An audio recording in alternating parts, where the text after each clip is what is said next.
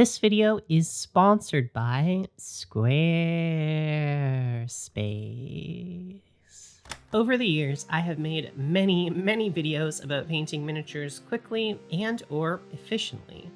But it's rare that I compare these methods back to back. So this week, I thought it might be fun to paint 10 different models from the same board game, but each one using a different workflow or painting method. Everything from your basic slap chop all the way up to layering and even a few at the end using my airbrush. The goal here is to show you that there isn't one perfect method, and in reality, I'm often swapping out and combining painting workflows on pretty much every game that I paint. And this week, our test models are going to be the brand new unpainted Heroscape models from the brand new Heroscape starter sets that were graciously sent to me free of charge by Renegade Games. And when you hear Heroscape, you might be thinking, hey, isn't that a pre-painted miniatures game that uses all those hex tiles from the early 2000s? And yes, you would be correct, but they are relaunching the game. It's cross-compatible with the old game, but in the new version, they are offering unpainted miniatures if you want for much cheaper than the pre-painted sets. I've always been a little bit curious about Heroscape, so I thought this might be a good time to get into it, and when I finally got one of these starter sets in my hands, I was surprised to learn that the unpainted starter sets aren't actually unpainted. They have a little bit of a white and gray zenithal almost to them, like someone took a white contrast paint and sort of slathered it all over the figure. I'm not sure why they took this approach, but regardless, when I first saw these, my first thought was, do we even need to prime these? And if we don't, could this be the foundation for a quick and easy slap chop? To be clear, this isn't just a slap chop video, but we have to try it, right? It looks like these figures are pretty much set up to do a slap chop on top of them, so I had to try. So to test out this theory, I picked out one of the simplest models from the basic starter set and just started applying speed paints right on top of it. I started out with Howling Sand for the lighter areas, and it sort of worked. It seemed to apply okay. And I then applied a darker color, Ruddy Fur, to more of the fur areas, and it worked a little bit better. I was even able to blend the colors together a little bit to get a bit of a gradient. I added some Moody Mauve, and Sand Golem for details, and use some occultist cloak for the paws. I also used this to add a few darker shadows around the face. And in just a few minutes, we're done. The result looks okay, but I think it's safe to say this isn't working as a primer. You need a little bit more grit to pick up the paint. However, I do think it looks better than the pre-painted version, at least from what I can see from photos. But if you are a Heroscape player who doesn't care too much about the quality of the painting, this is technically an option. But like I said, I think the real thing that's preventing these figures from looking a little bit better is some sort of primer. So on the next miniature, we're going to try a similar technique with basically the same paint scheme, but we're just going to add a few more steps to get a better result. And the main thing I did differently here is that I just dry brushed on some brushable white primer at the beginning of the process. This is a simple step. It takes basically no time at all. Pretty much anyone can do it. And because we already have that base tone of gray and white underneath, it gives us a sort of budget, fast version of slap chop, but in less time.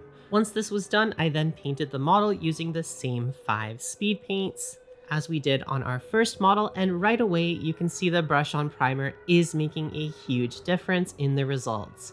It's helping the paint to apply a little bit better, and it's also giving us some brighter highlights underneath, especially with our lighter colors such as Howling Sand. Overall, this one took just a few more minutes than our original model, maybe 10 or 15 minutes overall, but I think the results are definitely at least twice or maybe even 3 times as good as the original paint job. And if you want it to look even better and get rid of some of that speed paint staining look, you can do what I did here and spend a few minutes more adding highlights over a few areas with a similar color in standard acrylic.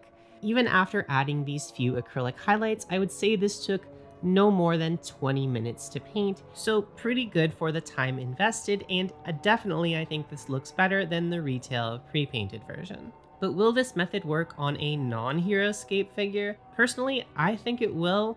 I've done a few experiments with this. Check out my video on the Howl system, linked down in the description for my experiments with barely priming models, only using a heavy dry brush of white primer. Worst case scenario, you just spray some gray primer before you do the white dry brush. And at this point you might be thinking, sure, this looks okay, but I prefer a darker look, something with really dark shadows. How would this look if we just did a standard slap job? So for argument's sake, and just to have a control subject, if you will, I did a standard slap chop on one of the figures. I used a black primer, a gray dry brush, and then a white dry brush on top of that, and then just applied speed paints to the model. This was quick, this was easy to do. I don't think this looks very good, but that just might be because I'm really bad at dry brushing. But if you like this look, you could technically do this. This is an option for painting your figures fast that you probably all know about already. Why did we do this? I guess it was just to set up this next one to show you that if you want those deeper shadows, but you don't want to do slap chop, there is a better way. Especially if you want to incorporate some true metallic paints into your paint scheme, this is the method that's become my go-to on a lot of models when I want to go pretty fast and get a pretty standard, nice look without a lot of thought. And this method is what I've called before the Howl system. You could also just call it the wash first method. I've done a few videos on this already. Again, you can check out the original video on the Howl system, linked in the description. But basically it just goes like this. We first apply our white primer, dry brushing it on very heavily, or you can use a spray can if you want. And then instead of applying speed paints directly on top of this, we instead first apply our metallics using standard metallic acrylic colors. You can see I am not being too careful with this, as the next step is going to clean up our metallics. We're just applying all of our metallics right on top of the model, nice and quickly. And then we are going to apply our speed paints. But unlike before, in this method, I'm applying these speed paints more like washes. In fact, if I owned actual washes in a variety of colors, I'd probably just use washes here, but I don't. So I'm using speed paint thinned down 50% with speed paint medium, which is basically just a wash. I've honestly stopped buying washes entirely now because if I need one, I can just make my own by mixing speed paint medium with any transparent paint. I used a really dark blue, almost black wash over all of these silver metallics, as well as any areas we want to be cool colors later on, followed up by a warmer reddish brown wash for any areas of skin, hair, bronze metal, or anywhere we want to be a warmer color later on. And after this, it's simply paint by number using basic acrylics until you're happy with the results. But do you know what else is as easy as paint by number? That's right, it's this video's sponsor, Squarespace. Squarespace is the all-in-one website and hosting platform that I've been using for just a little bit over a decade now for all of my website needs. You can either start with one of their fabulously designed pre-made templates, or make it your own and build your own custom template from scratch using their incredibly easy to use new customizable tool, Squarespace Blueprint. Whatever method you choose, once you have the basics in place, there is no technical knowledge required, there is no coding required. You can just customize everything to your heart's content using their incredibly versatile drag and drop fluid engine. So whether you need a portfolio for your miniature painting work, an online store, or just a personal blog, if you need a website, why not check out squarespace.com today for a free trial. And when you're ready to launch, go to squarespace.com/Dana Howl for 10% off your very first purchase of a website or domain. And now back to our painting. So in many ways, you could just call this the wash first method, as it gives us all the benefits of using a wash or speed paint without that staining look that we get from both methods on the final model. This method takes a little bit more time than those other speed painting options, but it also looks a lot better in my opinion, not only giving us deeper shadows like a standard slap chop, but vibrant deep shadows in different colors, whatever colors you want, as well as the potential to add more and more highlights later on if we want to. But at this point you might be thinking, if we're putting in this much effort to a slap chop style paint job, wouldn't it make sense, wouldn't it be faster to just layer up from a black base coat? And yes, that is a valid question. So for the next model, I tried exactly that. I base coated the model in black and built up the highlights in a few layers from dark to light, leaving the dark shadows in the recesses. The best part about this method is that it doesn't require any sort of speed paints or washes. All you need are just basic acrylics from an unspecified paint line. It does require a little bit more time, effort, and brush control than those other methods, but personally, I've been finding lately that it's the most enjoyable method for me to just paint something up from scratch using a black base coat. It's very simple, very basic. You can pick the colors as you go.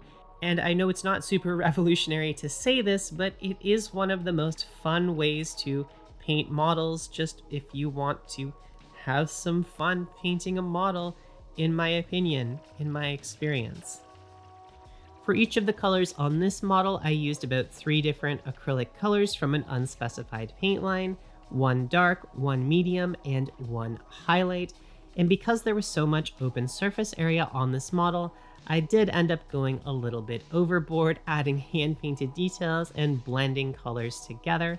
And while I had a lot of fun painting this model, unfortunately, it did take me at least 90 minutes to complete.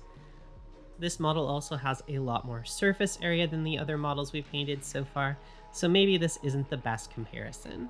And just for reference, I painted up a second model, one with a lot less surface area, using the same basic layering approach.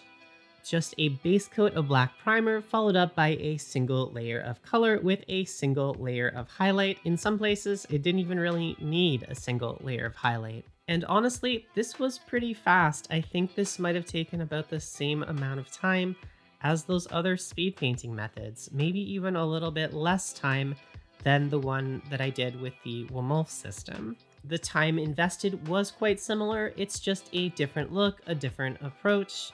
So I think it's really down to you which of these methods you like more, which is kind of the point of doing this video.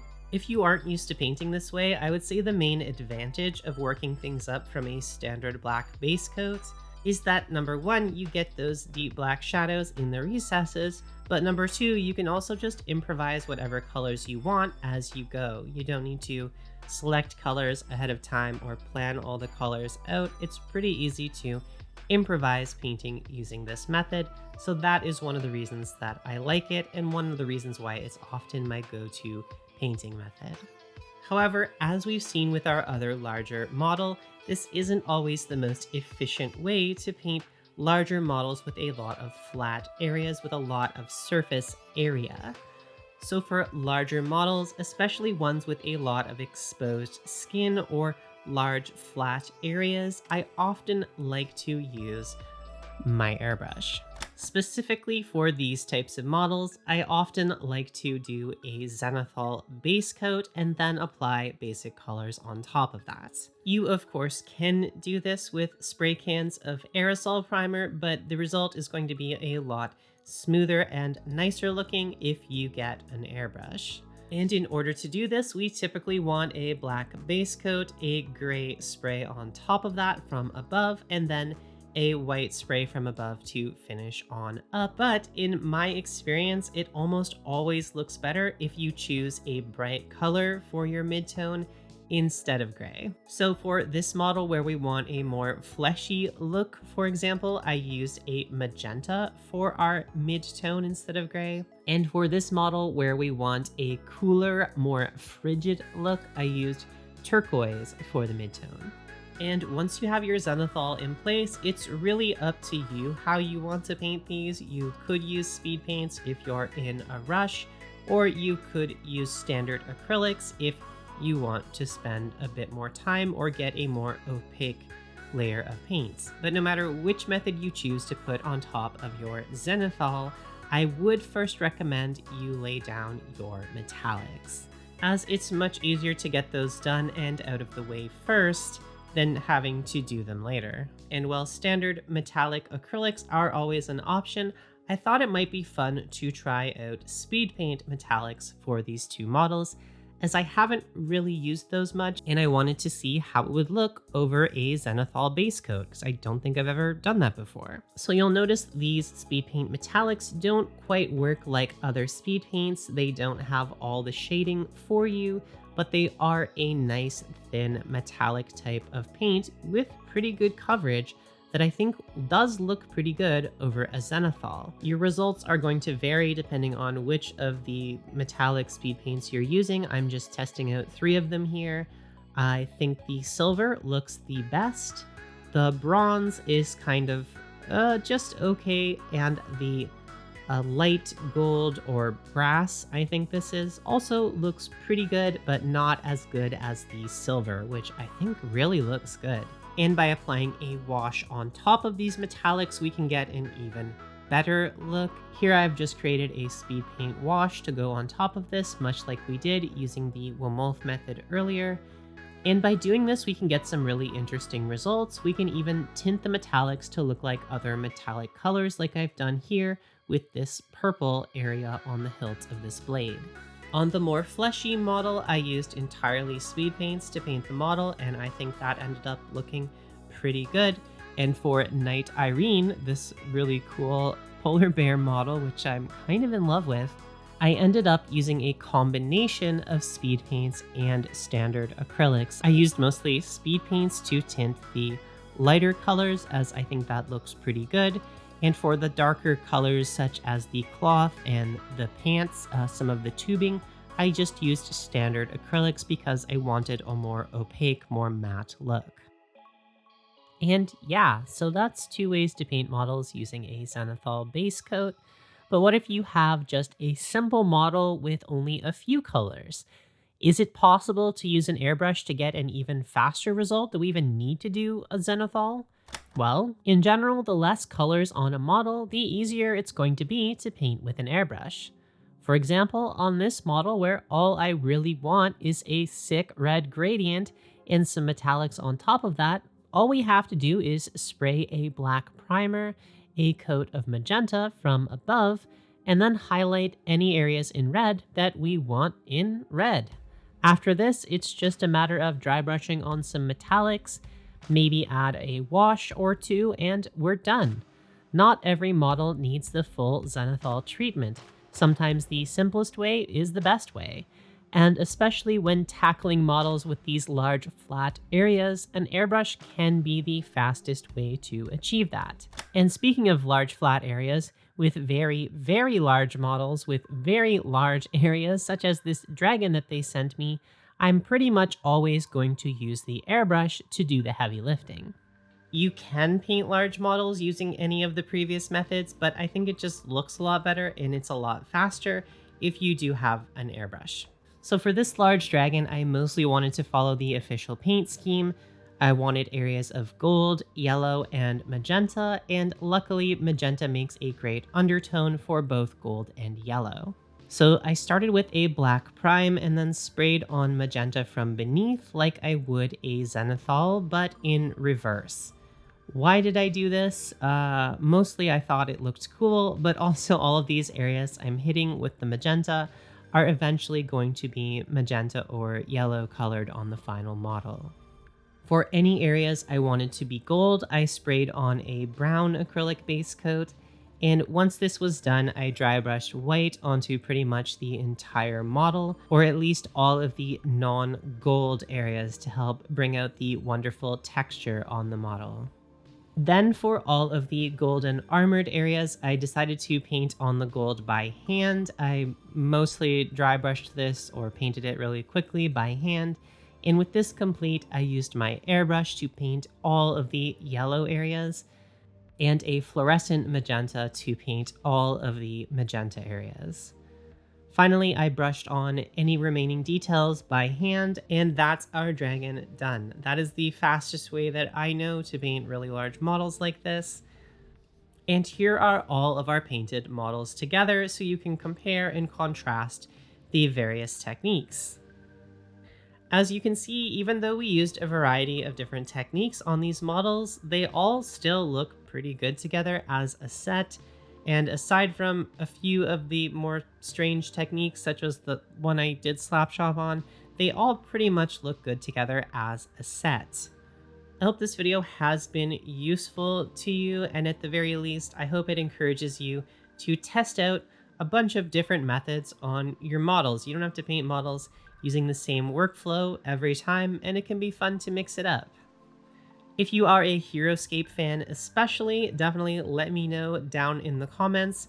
There's also a link down in the description if you're new to Heroscape and want to learn more about it. Thanks to Renegade Games again for sending me over these models to paint for this video.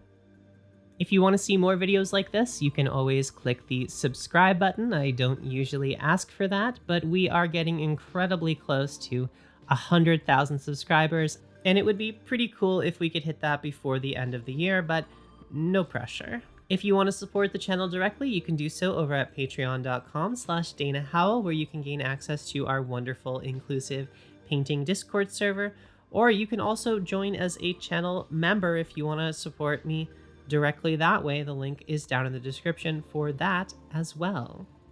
And with all that said, thank you so much for watching, and I will see you in the next video.